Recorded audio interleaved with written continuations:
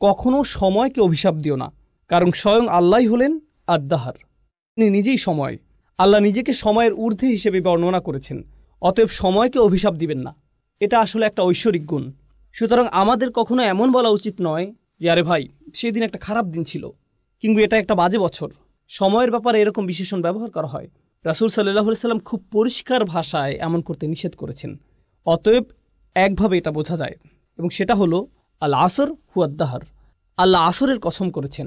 আর এর প্রায় একই অর্থ হচ্ছে আদ-দাহার, যা কোরআনে এসেছে। অতএব এটা তাৎপর্যপূর্ণ, এটা গুরুত্ববহ, এমন কিছু যা আলোচনার দাবি রাখে। অন্যভাবে বললে আল্লাহ মানবজাতির প্রতি সময়ের গুরুত্বের ব্যাপারে দৃষ্টি আকর্ষণ করেছেন, এটা একটা অর্থ। দ্বিতীয় অর্থ হলো আমরা শপথের উদ্দেশ্য বিধিও নিয়ে আলোচনা করছি। আরবি পরিভাষা এটা হলো মুকসাম বিহি মুকসাম আলাইহি। আমি এর দ্বারা যা বুঝেছি তা হলো, খুব সংক্ষেপে বোঝানোর চেষ্টা করি। কেউ বলল আমি আল্লাহর নামে শপথ করছি যে আমি এই কাজটি করিনি। এটা একটা বড় বাক্য, আমি আল্লাহর নামে শপথ করছি যে আমি এই কাজটি করিনি। এখানে শপথের বিধেয় হলো আল্লাহ শব্দটি। তাহলে উদ্দেশ্য কি? আমি কাজটি করিনি। তাহলে এখানে একটা উদ্দেশ্য, অপরটি বিধেয়। এই সূরাতেও শপথের একটা বিধেয় রয়েছে, সেটা কি? ওয়াল আসর। তাহলে উদ্দেশ্য কি? ইন্নাল ইনসানা লাফি খুসর। আল্লাহ বলেন তিনি সময়ের নামে শপথ করছেন, কালের নামে শপথ করছেন। তারপর তিনি ঘোষণা দিয়েছেন যে সকল মানুষ চরম ক্ষতির মধ্যে ডুবে আছে। সুতরাং এখানে বিধেয় হলো সময়, আর উদ্দেশ্য হচ্ছে মানুষের চরম ক্ষতির মধ্যে থাকা। কোরআনে বা প্রাচীন আরবি অলঙ্কার শাস্ত্রে যখন এভাবে বলা হয়, বিধেয়কে আসলে উদ্দেশ্যের প্রমাণস্বরূপ হিসেবে ধরা হয়। একে এভাবেই দেখা হয়, বিধেয় হলো উদ্দেশ্যের প্রমাণ, এটা হলো উদ্দেশ্যের দলিল। অন্যভাবে বললে, আপনি যদি বলেন মানুষ ক্ষতির মধ্যে রয়েছে, কেউ হয়তো বলল আপনার প্রমাণ কি? এই সূরার আলোকে মানুষের ক্ষতির মধ্যে থাকার প্রমাণ কি? মানুষের দেউলিয়া হয়ে যাবার প্রথম প্রমাণ কি? সময় নিজেই এর প্রমাণ। মানুষ সব সময় কোন জিনিসটি হারাচ্ছে? সময়, রাইট? এটা এমন একটা সম্পদ যা আমরা কখনোই ধরে রাখতে পারি না। আমরা কখনোই এই ঘন্টা, এই সময়, এই সেকেন্ড এগুলো ধরে রাখতে পারি না। এটা চলে যাচ্ছে, আর এটা এভাবে চলে যেতেই থাকবে। এটা এমন কিছু নয় যে আপনি সঞ্চয় করে রাখবেন, পরে প্রয়োজন মতো ব্যবহার করবেন। আর বলে রাখি, আমরা কিন্তু অনেক সময় ইতিমধ্যেই হারিয়ে ফেলেছি। আপনি আপনার জীবনের পেছনের দিকে তাকালে দেখতে পাবেন আপনার জীবনে অনেক সুযোগ ছিল যা আপনি কাজে লাগাননি। আপনি আপনার সময়কে সুন্দরভাবে কাজে লাগাতে পারতেন, কিন্তু আপনি লাগাননি। আপনার এই সুযোগ ছিল, সেই সুযোগ ছিল, কিন্তু আপনি পুরোপুরিভাবে আপনার সময়কে কাজে লাগাননি।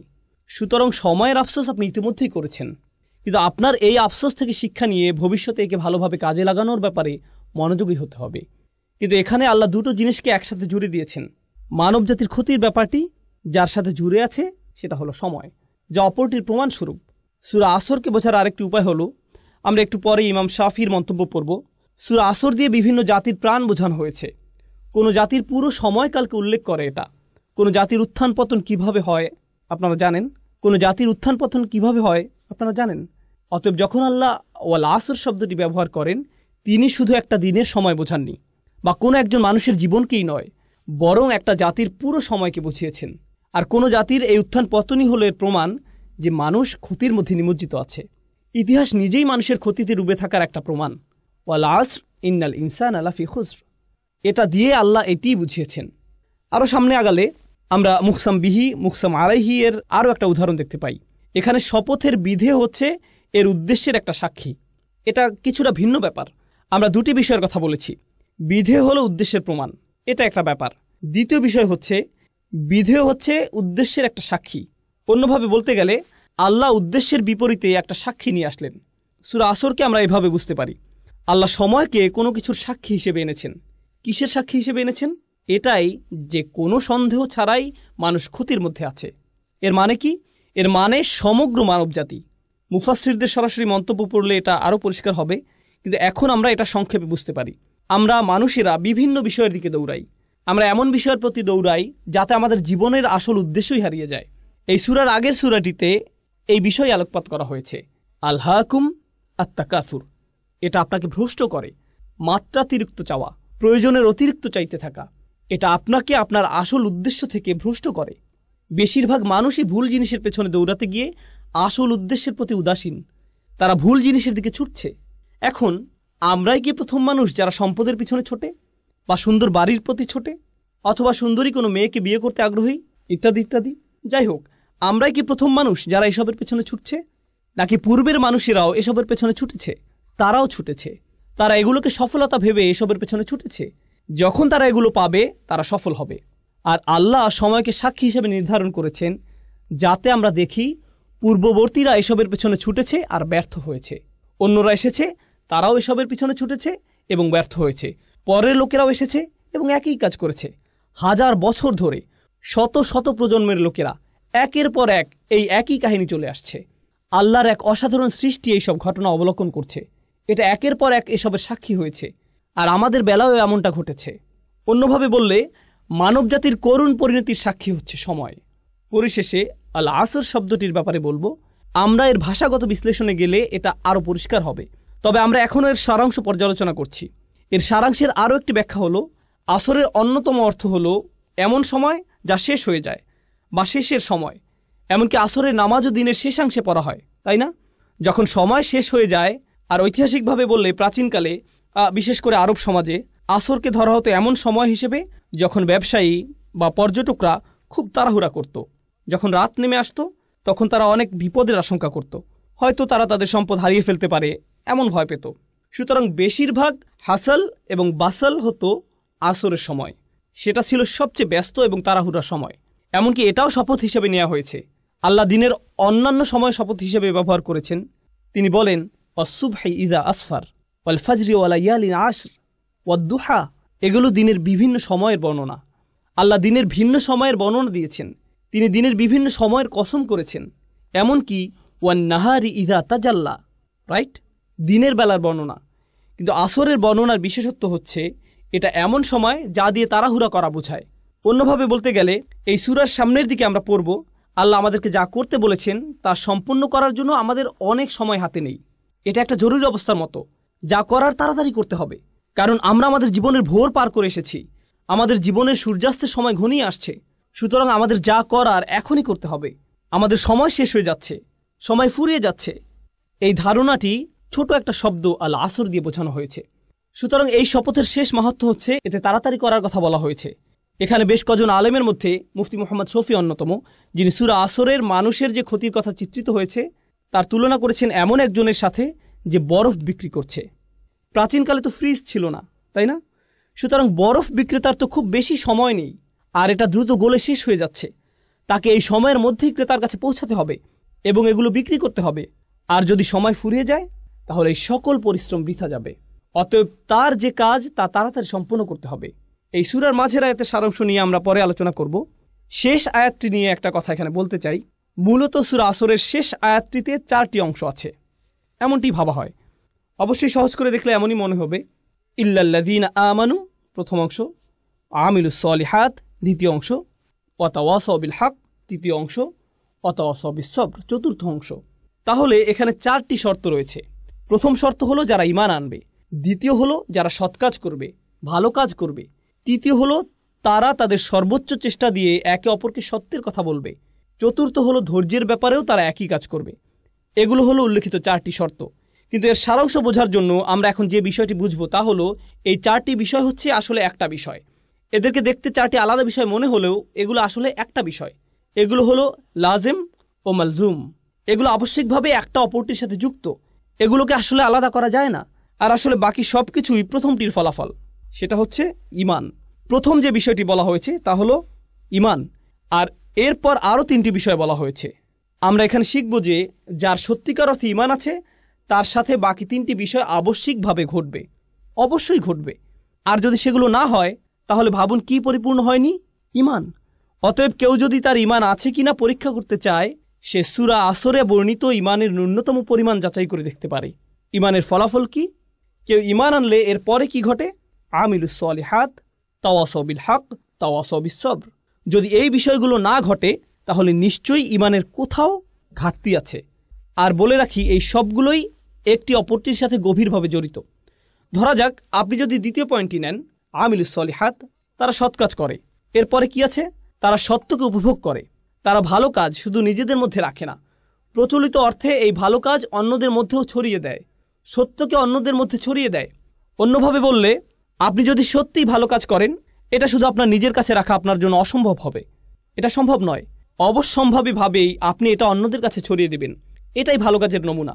আর যখন আপনি অন্যদের মধ্যে ছড়িয়ে দিবেন, আপনি কিছু মানুষ পাবেন যারা আপনার এই কাজকে পছন্দ করবে, আবার কিছু মানুষ পাবেন যারা আপনার এই কাজকে ঘৃণা করবে।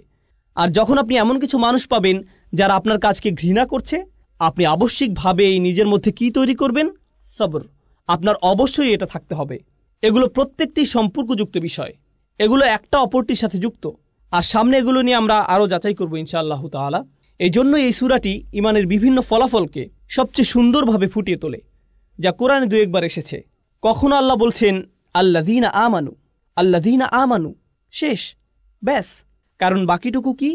ইমানের ফলাফল। সুতরাং আপনি যদি ইমানকে ভালোভাবে বুঝতে পারেন, তাহলে বাকিটুকু এমনিই বুঝে যাবেন। কখনো আল্লাহ একটু বাড়িয়ে বলেছেন আল্লাযীনা আমানু ও আমিলুস সলিহাত, দুটি বিষয় বলা হয়েছে। কিন্তু এই সূরায় তিনি দুটি বিষয় বলেননি, তিনি চারটি বিষয় বলেছেন। আর আপনি যদি লক্ষ্য করেন, এগুলোর মধ্যে শেষের দুইটি কি? তাওয়াসাউ বিল হক, তাওয়াসাউ বিস সবর। এগুলো হলো মূলত কাজের বর্ণনা, এগুলো কাজ। সুতরাং আমিলুস সলিহাত একটা কাজ, তাওয়াসাউ বিল হক, তাওয়াসাউ বিস সবর, এই দুটিও হলো আমল, আমালাইন, এই দুটিও কাজ। অন্যভাবে বললে আমরা এখানে জানতে পারলাম যে আল্লাহ দুটি কাজের প্রতি আলোকপাত করেছেন। আমি গতকালও এটা নিয়ে বলেছি, আল্লাহ এখানে এমন দুটি বিষয়ের প্রতি আলোকপাত করেছেন যা সাধারণত মানুষ এড়িয়ে যায়।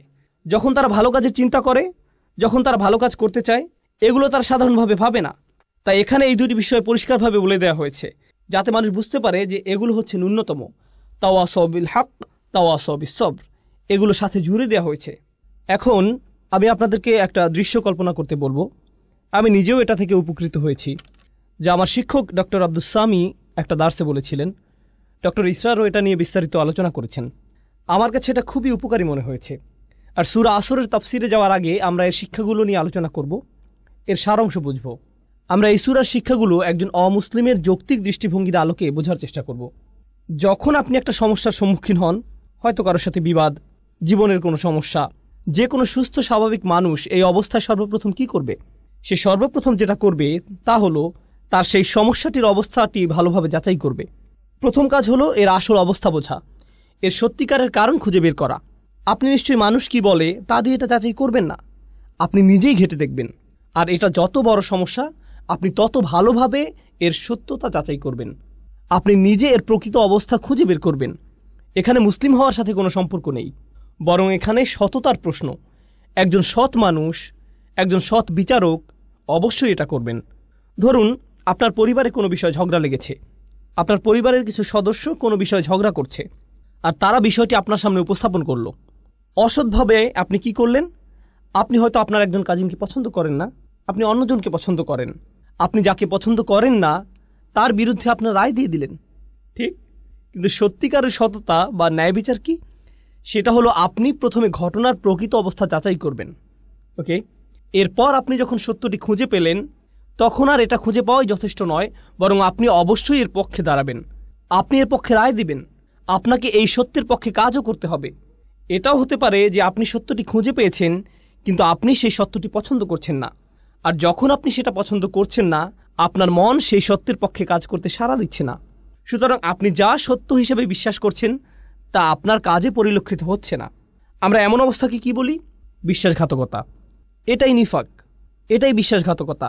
কিন্তু আপনি যদি কোনো কিছুকে সত্য হিসেবে খুঁজে পান, তখন এটা নিয়ে বাঁচা, এতে লেগে থাকা, বাস্তবায়ন করা, কাজে লাগানো, এটা আপনার সততার মধ্যে পড়ে। আর এটাই আবশ্যিক ফলাফল। এখন আপনার নিজের মধ্যে এটা নিয়ে আসা একটা ব্যাপার যে এটা অন্যায়, আমি এটা আর করব না। আমি খুঁজে পেয়েছি যে এটা একটা খারাপ কাজ, আমি আর কখনো এটা করব না। আমি খুঁজে পেয়েছি এটাই আমার করা উচিত, অতএব আমি এটাই করব। এখন আপনি যখন দেখেন অন্যরা এটা করছে, আমরা এমন একটা সমাজে থাকি যেটা নিজের চরকায় তেল দাও এই নীতিতে চলে। এটা নবীদের নীতি ছিল না, এটা মুসলিমদের নীতি নয়। আমি বলতে চাচ্ছি, যদি নবীরা শুধু নিজেদের চরকায় তেল দিতেন, তাহলে নামাজ ও আল্লাহর জিকির ব্যক্তিগত হতো। সূরা মুজাম্মিলে আমরা দেখি নবী করিম সাল্লাল্লাহু আলাইহি সাল্লামকে বলা হচ্ছে, কুমিল লাইলা ইল্লা কলিলা নিসফাহু আও ইনকুস মিনহু কলিলা আও জিদ আলাইহি ওয়ারাত্তিল কুরআনা তারতিলা। কুরআন পড়ো, আল্লাহকে স্মরণ করো, এটা তার নিজের জন্য। কিন্তু অন্য সূরায় আমরা কি দেখতে পাই? মুজাম্মিল ছাড়া অন্য সূরা কোনটি? মুদ্দাসসির। ইয়া আইয়ুহাল মুদ্দাসসির কুম ফাআনযির ওয়া রাব্বাকা ফাকাব্বির।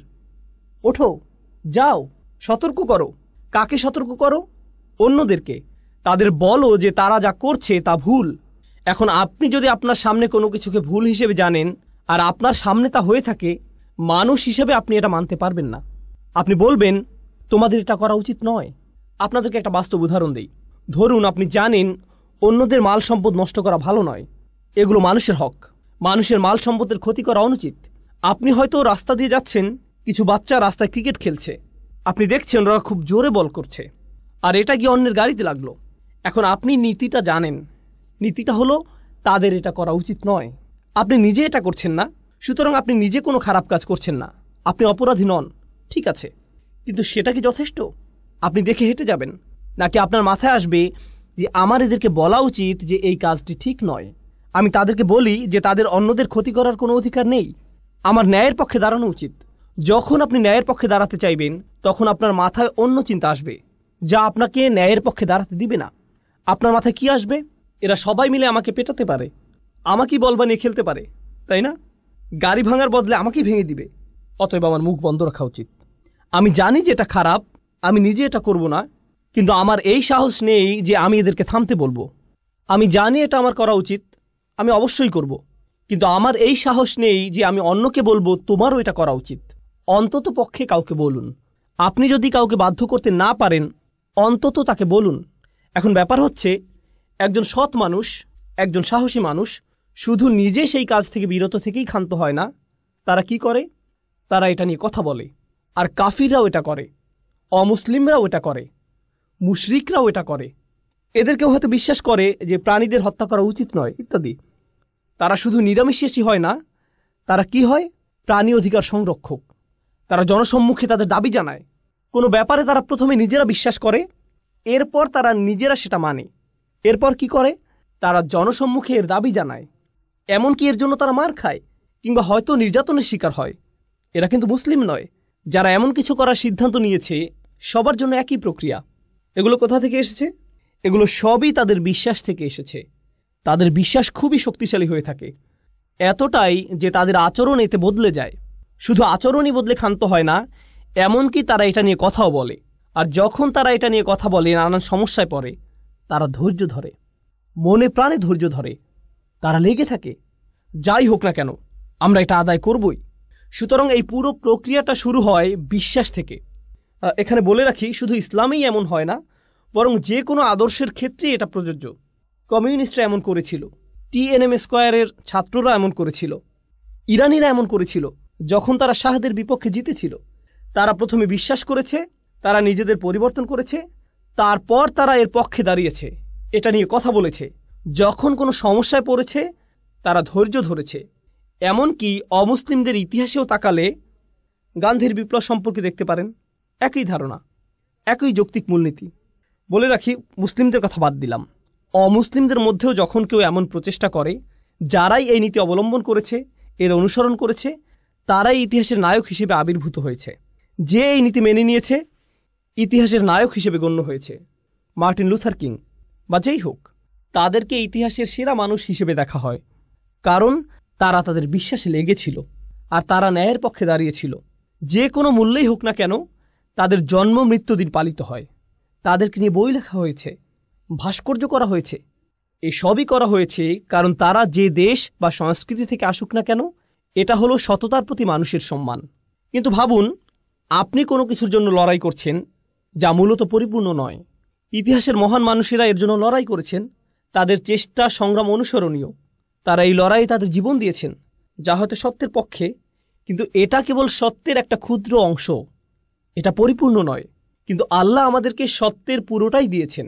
তাহলে তারা যদি সত্যের ক্ষুদ্র একটা অংশের জন্য এতটা ত্যাগ করতে পারেন, আপনি কি এই সকল মানবাধিকার কর্মীর সাথে একজন মুসলিমের তুলনা করতে পারেন? একজন মুসলিমের কতটা ত্যাগের জন্য প্রস্তুত থাকা উচিত? আর তারা যদি নিজেকে পরিবর্তনে এতটা সচেষ্ট হয়, তাহলে একজন মুসলিমের নিজেকে পরিবর্তনে কতটা সচেষ্ট হওয়া উচিত? তারা যদি কোনো দাবি আদায়ে এতটা সোচ্চার হয়, তাহলে একজন মুসলিমের কতটা সোচ্চার হওয়া উচিত? তারা যদি কোনো একটা অন্যায়ের বিরুদ্ধে এতটা প্রতিবাদ জানাতে পারে, একই সাথে তাদের বিশ্বাসে একাগ্র থেকে সত্যের পক্ষে দাঁড়াতে পারে, কথা বলতে পারে, তা যে কোনো মূল্যেই হোক না কেন, আল্লাহর জন্য একজন মুসলিমের তার চেয়ে কতটা বেশি সোচ্চার হওয়া উচিত? কাফিরদের মধ্যেও ঈমানের গুণ থাকতে পারে, তারা সবরের ক্ষেত্রে এতটাই দৃঢ় হয়ে দাঁড়াতে পারে, এমনকি একজন মুসলিমের চেয়েও।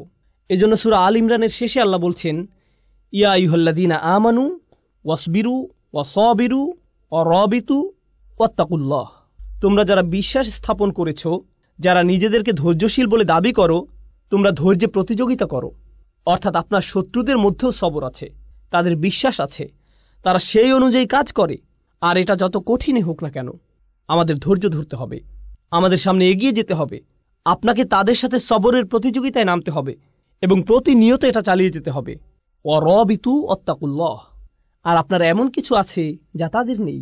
আপনার তাকওয়া আপনাকে শক্তি দেবে, তাদের তাকওয়া নেই, এটা তাদের শক্তি যোগাবে না।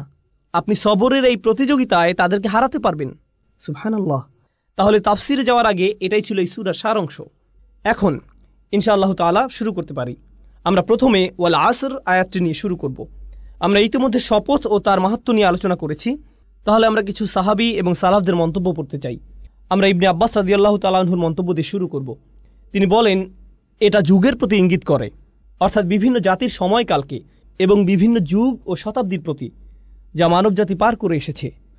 অন্যভাবে বললে, যখন আমরা বলি মানুষ ক্ষতির মধ্যে থাকার প্রমাণ হিসেবে আল্লাহ মানবজাতির সমগ্র ইতিহাসকে দাঁড় করিয়েছেন, এমনকি আজ পর্যন্ত, এটাই ইবনে আব্বাস রাদিয়াল্লাহু তাআলা আনহু এক কথায় বলেছেন।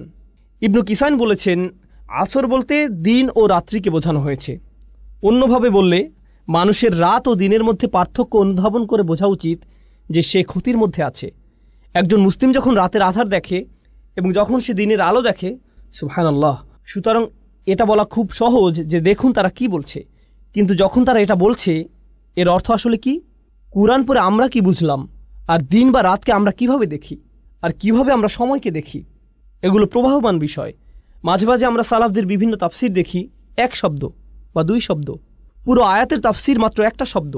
কিন্তু আপনি যদি সেই শব্দটি নিয়ে চিন্তা করেন, আপনি বুঝতে পারবেন এই মানুষগুলো কতটা গভীর জ্ঞানের অধিকারী ছিলেন। তারা খুব অল্প কথায় অনেক কিছু বলে গিয়েছেন। এটা আমরা বললে অনেক কথার প্রয়োজন হয়, কিন্তু তারা খুব অল্প কথায় অনেক কিছু বলেছেন। তাদের ভাষা ছিল অলঙ্কারপূর্ণ। এরপর একইভাবে হাসান আল বাসরি বলেছেন, এটা দিনের শেষাংশ থেকে সূর্যাস্ত পর্যন্ত সময়কে বোঝানো হয়েছে।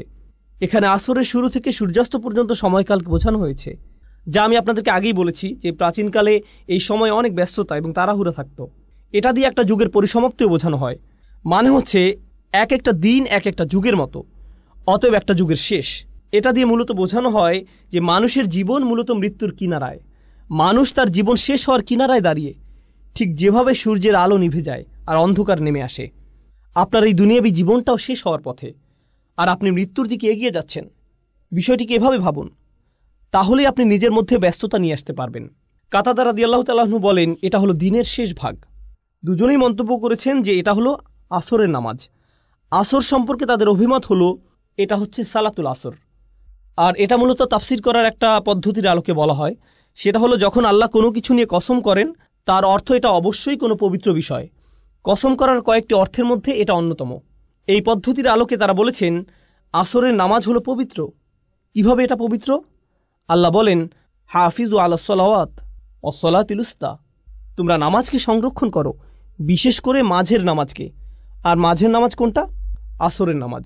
অতএব আল্লাহ এখানে আসরের নামাজের জন্য বিশেষভাবে একটা পয়েন্ট বলেছেন। আসরের নামাজের ব্যাপারে কেন তিনি বলেছেন? কারণ সেই সমাজের সাথে মিলিয়ে বলেছেন। সেই সমাজে কখন তারা সবচেয়ে বেশি ব্যস্ত থাকতো? আসরের সময়। তখনই মিটিং হতো, আসল কাজটা তখনই করা হতো। দোকানপাট তখনই সবচেয়ে ব্যস্ত থাকতো। যখন দোকানপাট সবচেয়ে বেশি ব্যস্ত থাকে, তখন সেটা বন্ধ করে নামাজে দাঁড়ানো সবচেয়ে কঠিন হয়, তাই না? যখন কোনো গুরুত্বপূর্ণ মিটিং হয়, ঠিক তখনই আসরের সময়, যাতে তাদের দুনিয়াবী কাজ তারা বাদ দিয়ে নামাজে দাঁড়াতে পারে। তাই আল্লাহ এখানে কসম করে বলছেন যে যদি তারা এটা না করতে পারে, তারা চরম ক্ষতির মধ্যে পড়ে যাবে। সুবহানাল্লাহ। তারপরে আইসারাত তাফসিরে আমরা দেখি, এখানে বলা হয়েছে আদ-দাহরু কুল্লুহু, আসর দিয়ে পুরো সময়কে বোঝানো হয়েছে। আর শাব্দিক বিশ্লেষণে আমরা দেখতে পাই এতে আছে আদ-দাহর ও আল আসর। সূরা ইনসানে আল্লাহ বলছেন, হাল আতা আলাল ইনসানি হিনুম মিনাদ দাহর। এখানে দাহর শব্দটি ব্যবহৃত হয়েছে, আর এই সূরায় আসর শব্দটি ব্যবহৃত হয়েছে। অতএব আমরা এই দুইটি শব্দের মধ্যে পার্থক্য বুঝতে পারলাম। যাই হোক, আইসারাত তাফসিরে সময়কে বা সময়ের কিছু অংশকে বোঝানো হয়েছে। এখানে সময়ের অংশ বলার কারণে কিছু কিছু মুফাসসির বলছেন আসর বলতে এখানে নবীজি সাল্লাল্লাহু আলাইহি সাল্লামের জীবনকালকে বোঝানো হয়েছে। তারা একে এভাবে ব্যাখ্যা করেছেন, কারণ কোরআনের অন্যান্য জায়গায় আল্লাহ নবীজির জীবনের শপথ করেছেন, লা উমরুকা, তিনি নবী সাল্লাল্লাহু আলাইহি সাল্লামের জীবনকালে শপথ করেছেন। তাই তারা এখান থেকে এই অর্থ নিয়েছেন যে যখন আল্লাহ বলেন ওয়াল আসর, তার অর্থ এটা দিয়ে নবীজি সাল্লাল্লাহু আলাইহি সাল্লামের জীবনকে বোঝানো হয়েছে। অন্যভাবে বললে শেষ নবীর জীবনকে পুরো মানবজাতির জন্য এমনভাবে পাঠানো হয়েছে, যদি তারা তাকে অনুসরণ না করে তবে তারা ক্ষতির মধ্যে পড়ে যাবে। এ দুটোর মিল বুঝতে পারছেন? কারণ এটা হচ্ছে এই পৃথিবীর সূর্যাস্তের সময়ের মতো, সূর্যাস্ত হওয়ার মতো ঘটনা। তিনি হচ্ছেন শেষ নবী। শেষ নবীর আগমন এই পৃথিবীর শেষ হওয়ার জন্য অনেক বড় একটা নিদর্শন, আর তার জীবনটাই মানুষের এই চরম ক্ষতির অনেক বড় একটা প্রমাণ। সুতরাং এভাবে তারা আল আসর শব্দটির ব্যাখ্যা করেছেন। এরপরে আল জুজাজি বলেন অর রব্বিল আসর। আসলে মুফাসসিরদের মধ্যে কিছু কিছু মুফাসসির এভাবে ব্যাখ্যা করেছেন, যখন আল্লাহ তাআলা কোনো সৃষ্টি নিয়ে কসম করেন তারা ধরে নেন রব শব্দটি মাহযুফ, এর আগে রব ধরে নিতে হবে। সুতরাং তিনি বলেন আমি সময়ের স্রষ্টার নামে শপথ করছি। যখন আল্লাহ বলেন ওয়াল ফাজর, এই মুফাসসিরগণ এর ব্যাখ্যা করেছেন অরব্বিল ফাজর ওয়াদ্দুহা অরব্বিদ্দুহা, এভাবে তারা এগুলো ব্যাখ্যা করেছেন। ইতিহাসে কিছু মুফাসসির এমনটি সব সময় করে গেছেন। যদিও এই মতটি সংখ্যায় নগণ্য, তবু আমি এটা আপনাদের সাথে শেয়ার করা জরুরি মনে করি, কারণ এটাও আহলে সুন্নাহ ওয়াল জামাতেরই অংশ, এটা আমাদের ইতিহাসেরই অংশ। যাই হোক, সবশেষে ইবনে কাসির রাহিমাহুল্লাহ বলেন এটা দিয়ে পুরো সময়কে বোঝানো হয়েছে, যাতে আদম আলাইহিস সালামের সন্তানদের যে কোনো কাজ সংঘটিত হয়েছে, তা হোক ভালো কাজ বা মন্দ কাজ।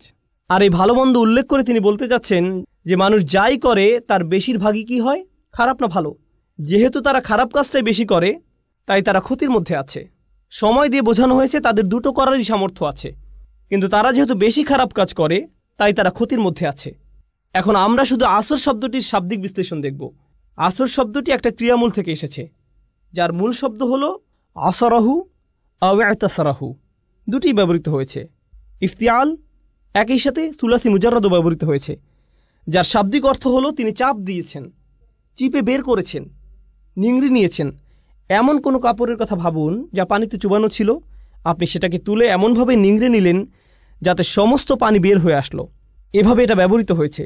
ফল দিয়ে ওটা বোঝা যেতে পারে, আপনি এমনভাবে ফল চাপ দিলেন যাতে এর সমস্ত রস বের হয়ে আসলো। আরবিতে রস বলা হয় আসিরকে, আর এর কিয়ামুল হলো ইতাসারাহু। উদাহরণস্বরূপ ইতাসারাত তুফাহ, এর মানে হচ্ছে সে আপেলের রস বের করে ফেলল, কোনো কিছু নিংড়ে বের করা। এটা হচ্ছে প্রথম অর্থ। আসর সাওবান, সে কাপড় থেকে পানি বের করে ফেলল। এরপর কোরআনে আমরা পাই অফিহি ইয়াসিরুন, এটা হলো মুদারে। এভাবেও কোরআনে এসেছে অফিহি ইয়াসিরুন, তারা এ থেকে জুস বের করে নিল। যেভাবে তারা আগের কালে আঙুর বা জলপাই জাতীয় ফল থেকে মদ বানাতো, এখানে সে চিপে বের করা বলতে এরকম বোঝানো হয়েছে, যেভাবে রস বের হয়ে আসে। একজন কবি বলেন আমাদের নেতাদের মধ্যে কেউ যদি আপনার মতো এভাবে চিপে বের করে দিত, মানে হচ্ছে এক গোত্রের একজন অন্য গোত্রের নেতার কাছে গিয়ে কিছু টাকা পয়সার আশা করত। সে টাকা পয়সা পাওয়ার আশায় তাকে গিয়ে বলতো আপনার এত টাকা আছে, আপনি যা খরচ করেন তা তো কেবলমাত্র কিছু বিন্দুকণা, এই ধনভাণ্ডারের পুরোটাই আপনার আছে। আমার আশা আমাদের নেতারাও আপনার মতো এভাবে টাকা খরচ করত, যদি আমরা তার কিছু বিন্দুকণা উপভোগ করতে পারতাম। আসলে সে তাকে প্রশংসা করত যাতে সে কিছু টাকা পেতে পারে। এটাই কাব্যের বৈশিষ্ট্য। এই কবিতাগুলো পড়ার সুবিধা হচ্ছে এ থেকে আপনি তৎকালীন আরবের ভাষার ব্যবহার সম্পর্কে ধারণা পাবেন। এতে আমরা বুঝতে পারবো আল্লাহ তৎকালীন আরবের মানুষের সাথে কি ভাষায় কথা বলেছেন, কারণ এটাই তাদের ভাষা, এই ভাষাতেই তারা কথা বলে। এরপরে আমরা দেখি আসরাত শব্দের ব্যবহার। প্রাচীন আরবের একটা চমৎকার শব্দ। এটা এমন নারীকে বোঝাতে ব্যবহৃত হয়েছে যে তার পূর্ণ যৌবনে পা দিয়েছে, কেউ তার যৌবনের শেষ অবস্থায় পড়েছে, তখনই আসরাত স্ত্রীবাচক শব্দ ব্যবহৃত হয়েছে। অথবা এমন মেয়ের ক্ষেত্রে যে প্রাপ্তবয়স্ক হয়েছে, তখনও আসরাত শব্দের ব্যবহার হয়েছে। এখানে আমরা পাই মেঘেরা এমন অবস্থায় পৌঁছেছে যাতে বাতাস এসে তাদের নিংড়ে দিয়ে যায়। এটা একটা ছবির মতো ভাষা। মেঘগুলো কাপড়ের সাথে তুলনা করা হয়েছে, যা এমনভাবে চিপড়ানো হয় যাতে বৃষ্টি ঝরে পড়ে। কুরআনেও আমরা এই শব্দের ব্যবহার দেখতে পাই। ও আনজালনা মিনাল মুসিরাতি, একই শব্দ। ও আনজালনা মিনাল মুসিরাতি মা আন সাজ্জাজা, একই মূল শব্দ ব্যবহৃত হয়েছে। আমরা মেঘমালা সৃষ্টি করেছি যা নিংড়ে বের করা হয়, অর্থাৎ বাতাসে এরা একে অপরের সাথে ধাক্কা খায়, এভাবে এগুলো চাপ খায় এবং বৃষ্টি পড়ে। এই আয়াতে এরকম চিত্র আমরা দেখতে পাই। আমি আপনাদের আগেও বলেছি, আমি এখন বলছি এটা কোথা থেকে এসেছে। শরহে শাফিতে শিহাব লিখেছেন আসর হচ্ছে এমন একটা সময়কাল যখন কেউ মারা যায়, অথবা এমন সময়কাল যা ইতিহাসে দেখা যায় যখন কোনো জাতি বিলুপ্ত হয়, যখন কোনো জাতি ধ্বংস হয়। এটা আমি আপনাদেরকে শুরুতে বলেছিলাম। এমন সময় যখন তাড়াহুড়া করা হয়, কিংবা এমন সময় যাতে মানবজাতির করুণ পরিণতি ঘটে। আসরের সাথে এই দুটি অর্থই সম্পৃক্ত। পরিশেষে আমরা আরও কিছু দেখি, যেমন মা ফাআলতুহু আসরান। এটা বলতে বোঝানো হয় আমার কাজটি যখন করা উচিত ছিল আমি তখন করিনি। সুতরাং আসর হচ্ছে এমন সময় যাতে আপনার কোনো কিছু করা উচিত। সূরা আসরে এটা যেভাবে প্রয়োগ করা হয়েছে সেটা আমরা এভাবে বুঝতে পারি, ওয়াল আসর ইন্নাল ইনসানা লাফি খুসর। মানুষ নিঃসন্দেহে ক্ষতির মধ্যে আছে, আর এর পরিবর্তনের সময়টি হচ্ছে এখন, এই মুহূর্তে এটা পরিবর্তন করা উচিত। আসর শব্দের এটা একটা মাহাত্ম্য। একইভাবে এমন সময় এসেছে যখন তার আসার কথা নয়, যখন তার আসার কথা নয়, এমন সময় যখন তার আসার কথা নয়। এগুলো হচ্ছে শুধুমাত্র আসর শব্দের অর্থ। আমাদেরকে সময়ের প্রতি গুরুত্ব দেওয়ার কথা বলা হয়েছে, যা প্রতি মুহূর্তে আমাদের কাছ থেকে হারিয়ে যাচ্ছে। মুফাসসিরদের বিভিন্ন মন্তব্যের সূক্ষ্ম ব্যবহার বা ব্যাকরণগত পর্যালোচনা আমাদের কাছে কিছুটা কঠিন লাগতে পারে, কিন্তু আসুন আমরা ভেবে দেখি এটা কিভাবে আমাদের কাজে লাগতে পারে। আমাদের দিনে 24 ঘন্টা সময় আছে। এর মধ্যে কয় ঘন্টা আমরা ঘুমিয়ে কাটাই, কয় ঘন্টা আমরা কাজ করি, কয় ঘন্টা আমরা দুনিয়ায় সঞ্চয়ের কাজে ব্যবহার করি, হয়তো দুনিয়ার বিল পরিশোধ করার কাজে, কিন্তু কয় ঘন্টা আমরা আখিরাতের বিল পরিশোধ করার কাজে ব্যবহার করি, কয় ঘন্টা আমরা আল্লাহর হিসাব নিকাশের সামনে দাঁড়ানোর জন্য নিজেদের প্রস্তুত করি।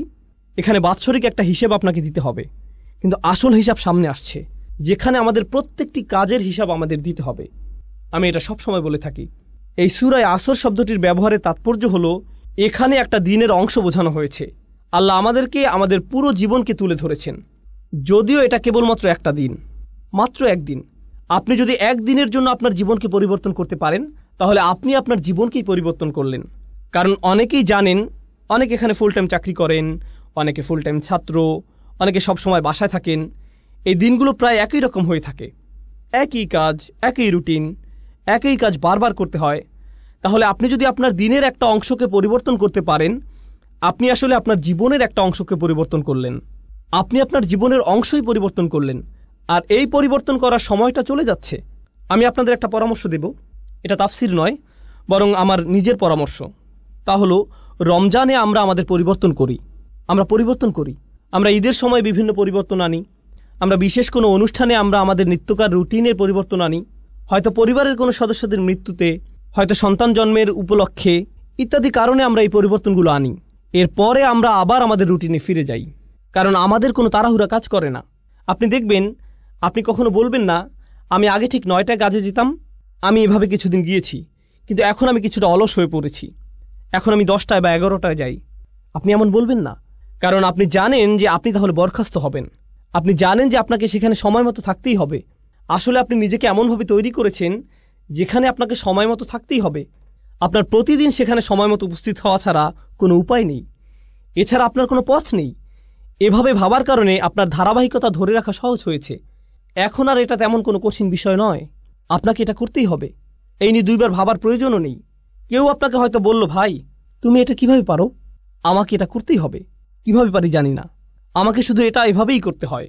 আমরা যদি সত্যিকার অর্থে বিশ্বাস করি, যেভাবে আমরা বিশ্বাস করি যে আমরা যদি সময় মতো উপস্থিত হতে না পারি তাহলে আমরা চাকরি হারাবো, আমরা যদি সত্যি সত্যি বিশ্বাস করি আমরা একটা ক্ষতির দিকে এগিয়ে যাচ্ছি, আর এখানে এমন কিছু আচরণ আছে যা আমাদের মধ্যে আনতে হবে, যেমন নামাজে নিয়মিত হওয়া, উদাহরণস্বরূপ খারাপ কাজ থেকে বিরত থাকা। যদি আমরা সত্যিই বিশ্বাস করি যে আমাদের আচরণের পরিবর্তন না হয় তাহলে আমরা ক্ষতির মধ্যে পড়ে যাব, যেভাবে আমরা চাকরি হারাই। আপনি দেখবেন, কোনো ইমিগ্রেশন অ্যাপয়েন্টমেন্টের জন্য মানুষ দেরি করে না, সেখানে মানুষ 2 ঘন্টা আগে গিয়ে বসে থাকে। তারা হয়তো আগের রাত থেকে প্রস্তুতি নিয়ে বসে থাকে, কারণ হয়তো সেখানে ভোরে 6টায় যেতে হবে, তাই হয়তো সে রাতে ঘুমাবেও না, সে আগে আগে যাবে, কারণ সে নিজেকে জানে সে যদি দেরি করে তাহলে সে ক্ষতির মধ্যে পড়ে যাবে। আমরা যদি সত্যিকার অর্থে বিশ্বাস করি যে এমন আচরণ আমাদেরকে ক্ষতির মধ্যে নিয়ে যাবে, তাহলে একটা দিন পরিবর্তন করা আসলে পুরো জীবনকে পরিবর্তন করাই খুব সহজ হয়ে যায়। কিন্তু কখন এটা সহজ হয়? যখন সেখানে বিশ্বাস থাকে। এজন্যই যখন আল্লাহ খুসর নিয়ে বলছেন, সর্বপ্রথম কোন ব্যতিক্রম নিয়ে তিনি বলছেন? কারা? যারা বিশ্বাস করে। এটা কিন্তু সাধারণভাবে বলা নয়, আচ্ছা যারা বিশ্বাস করলো তারা বেঁচে গেল, না। আমরা এখানে এমন সাধারণ বিশ্বাসের কথা বলছি না, এটা হচ্ছে সত্যিকার গভীর আস্থা। আমি যা করছি তা সরাসরি আমার সফলতার সাথে যুক্ত, সরাসরি আমার ব্যর্থতার সাথে যুক্ত। তার চেয়ে ভালো আমি আমাকে পরিবর্তন করি, তার চেয়ে ভালো আমি তাই করি যা আমার করা উচিত। এটা শুধুমাত্র আসর শব্দে এমন বোধ আসা উচিত। এটা যেভাবে চিপে বের করে দেয়, নিঃশেষ করে দেয়, আর আমার এত সময় নেই। এখানে যারা ছাত্র আছেন, আপনারা হয়তো কোনো অ্যাসাইনমেন্ট আছে আর আপনি সেটা ভুলে গিয়েছেন, আর সময় চলে যাচ্ছে। একজন ছাত্রের মধ্যে তখন যে ধরনের তাড়াহুড়া দেখা যায়, ফাইনাল পরীক্ষার আগে যে ধরনের ব্যস্ততা দেখা যায়, ট্যাক্সের সময় একজন অ্যাকাউন্টেন্টের মধ্যে যে ধরনের ব্যস্ততা দেখা যায়, যে ব্যস্ততা আপনি দেখবেন, উদাহরণস্বরূপ আপনি যদি কাজে দেরি করেন, আপনি বাসায় যে ধরনের আচরণ করবেন, আপনার আচরণ পুরো পাল্টে যাবে। আপনি কোনোভাবেই দেরি করতে চাইবেন না। আপনি সবার সাথে এমন আচরণ করবেন যেন কাউকে আপনি পাত্তা দেন না। আপনি সকালের খাবার কিছুরই তোয়াক্কা করছেন না, আপনি চলে যান, কারণ আপনার ব্যস্ততা আছে। আপনি জানেন যে আপনি যদি না যান তাহলে আপনি সমস্যায় পড়বেন। আপনি পুরোপুরি জানেন। আমাদেরকে এই আস্থা নিজের দিনের ব্যাপারেও আনতে হবে। আপনার বস যদি আপনাকে বলে, আমি কসম করে বলছি তোমার সমস্যা হবে, যদি আপনার বস এটা বলে, সে যদি বলে আমি কসম করছি, সে হয়তো অফিসে আসলো, সে আপনাকে নির্দিষ্ট করে বলল না, সে বলল প্রত্যেক কর্মচারীর বিশাল ক্ষতি হবে, আমি কসম করছি তোমাদের প্রত্যেকেরই ক্ষতি হবে, এবার অনেক বড় লোকসান হবে। আপনি কি মনে করেন সে যখন চলে যাবে আপনাদের মধ্যে কি কেউ বলবে হ্যাঁ হ্যাঁ আমার কিছু হবে না, আমি ঠিক আছি? না, সে নির্দিষ্ট করে কিছু বলেনি। সে বলেনি কিছু কর্মচারীর ক্ষতি হবে, সে বলেনি ওই যে তার ক্ষতি হবে। তিনি বলেছেন প্রত্যেকেরই ক্ষতি হবে, আপনাদের সবার ক্ষতি হবে। আর আপনারা অচিরে লক্ষ্য করবেন যে সময় চলে যাচ্ছে, ক্ষতির সময় এগিয়ে আসছে। আপনারা খুব শীঘ্রই বুঝতে পারবেন যে আপনারা কতটা ক্ষতির মধ্যে আছেন। এখন যখন আপনি এটা শুনবেন, এই দুনিয়ায় আপনার জন্য একটা ব্যস্ততা কাজ করবে। আপনার মনে হবে, ও আল্লাহ, আমার এখন কি করা উচিত? তিনি কি করতে চান? তিনি কেন রেগে আছেন? এমন কিছু কি আছে যা আমরা করছি না? এখন চিন্তা করুন, যখন আপনার একটা চাকরি থাকে, বলে রাখি আমি আপনাদের এই উদাহরণগুলো দিচ্ছি যাতে আপনারা এই সূরাটি আরও ভালোভাবে বুঝতে পারেন ইনশাআল্লাহ। মুসলিমের জীবনে এটা একটা গুরুত্ববহ সূরা। এটা একজন মুসলিমের জন্য এমন একটা উপহার যা আল্লাহ মাত্র 3টে আয়াতের মাধ্যমে দিয়েছেন, যা আমাদের জীবনকে পরিবর্তন করে দিতে পারে। তিনি আমাদেরকে পুরো কোরআন মুখস্থ করতে বলেননি, শুধু সূরা আসরটা মনে রাখবেন। সুবহানাল্লাহ, দেখবেন এটা কিভাবে আপনার জীবনকে পরিবর্তন করে দেয়। এখন চিন্তা করুন, আপনি একটা চাকরি পেলেন, আপনার বস আপনাকে বলল তোমার কাজ 4টি। প্রতিদিন আপনার কয়টি কাজ আছে? 4টি। মাঝে মধ্যে আপনার বস আপনাকে এমন কাজ দিবে যা আপনি খুব সহজেই পারবেন, আবার মাঝে মধ্যে আপনার এমন কাজ থাকবে যা আপনার করতে ভালো লাগবে না। কিন্তু যেহেতু আপনি এই চাকরিটি করছেন, আপনার কয়টি কাজ করতে হবে? সবগুলোই। আপনার হয়তো 2টি করতে ভালো লাগে, কিন্তু আপনাকে 4টিই করতে হবে। 2টি আপনার ভালো লাগে, 2টি আপনার ভালো লাগে না, কিন্তু 4টি কাজই আপনি করেন। এখন যদি কেউ মনে করে, বা আমি যদি মনে করি আমি শুধু 2টি কাজ করব, কারণ আমি এই 2টি খুবই ভালো পারি, আমি বাকি 2টি নিয়ে চিন্তা করব না, আমি এমনকি এগুলো ছুঁয়েও দেখব না। বস যখন দেখবে আমি এই 2টি কতটা ভালোভাবে করেছি, সে কি বাকি 2টির কথা ভুলে যাবে? এগুলো নিয়ে কোনো সমস্যা হবে না? তাহলে আপনি বাকি 2টি কাজ করলেন না। আপনার বস 1 সপ্তাহ পর আসলো, কত দূর করেছ? কাজের অগ্রগতি কি? আমি প্রথম কাজ 2টি শতভাগ করেছি। ও আচ্ছা, বাকি 2টির কি অবস্থা? আসলে আমি এই 2টি করব না, কিন্তু দেখুন আমি এই প্রথম 2টি কত ভালোভাবে করেছি। এই লোকের কি অবস্থা হবে? আপনাদের কি মনে হয়, সে কি তার চাকরিটা ধরে রাখতে পারবে? আপনি যদি সম্পূর্ণভাবে সেগুলো নাও করেন, আপনাকে যে 4টি কাজ দেয়া হয়েছে সে 4টি কাজ আপনাকে করতেই হবে। আপনি হয়তো শতভাগ করতে পারেননি, কিন্তু আপনাকে প্রত্যেকটির অন্তত 70 ভাগ কাজ হলেও করতে হবে। এটা কোনো একটা কাজের 100% করার চেয়েও ভালো। বুঝতে পারছেন? তাহলে যখন আল্লাহ 4টি কাজের কথা বলছেন, ইল্লাল্লাযীনা আমানু ওয়া আমিলুস সলিহাত ওয়া তাওয়াসাউ বিল হক ওয়া তাওয়াসাউ বিস সবর, তখন আমরা বলি ঈমান। আমাদের ঈমান নিয়ে কাজ করতে হবে, কিছু ভালো কাজ। আর আর বাকিগুলো, ওগুলো তো আলেমদের জন্য, ওগুলো শায়েখদের কাজ, ওগুলো দায়ীদের কাজ, ওগুলো অন্যরা করবে, এগুলো আমার কাজ নয়। তাহলে আপনি এখানে কি করছেন? আল্লাহ বলেন এই 4টি কাজ যারা করবে না তাদের প্রত্যেকেই বিশাল ক্ষতির মধ্যে আছে, কিন্তু আপনি শুধু 2টা করছেন, বা 1টা বা 3টা। ব্যাপারটা এমনই, আপনি এর মধ্যে থেকে বাছাই করছেন যে আপনাকে ক্ষতির মধ্যে নিয়ে যাবে, এর কোনো ফলাফল পাবেন না। এই সূরার মাধ্যমে এমন দৃষ্টিভঙ্গি আমাদের তৈরি করতে হবে। আমি আজকে আরও 10 মিনিট নেব, সম্ভবত আমাদের তৃতীয় একটা সেশনের প্রয়োজন হবে ইনশাআল্লাহ তাআলা। আমি ভেবেছিলাম হয়তো আমাদের 3টা সেশন লাগতে পারে, ওয়ালিল্লাহিল হামদ। আচ্ছা, এখন একটু ইন্নাল ইনসানা লাফি খুসর এটা নিয়ে কথা বলা যাক। প্রথমত, ইন্না শব্দটি আরবি ভাষায় ইন্না দিয়ে কেবলমাত্র নির্দিষ্টতা বোঝায় না, বরং এমন লোকদের প্রতি ইঙ্গিত করে যারা আপনার কথায় সন্দিহান। ইন্না শব্দটির মাধ্যমে এখানে ইন্নাল ইনসানা লাফি খুসর এই আয়াতের মাধ্যমে আমরা বুঝতে পারি যে বেশিরভাগ মানুষ যখন এটা শুনে কি করে? তারা অবিশ্বাস করে। তারা ভাবতে পারে না যে এতটা খারাপ হতে পারে। এটা আসলে এত খারাপ হতে পারে না। আপনি খুবই হতাশাজনক কথা বলছেন। এটা এত খারাপ নয় ভাই। তাই আল্লাহ আপনাকে সুনিশ্চিত করে বলছেন অবশ্যই এটা এমনই।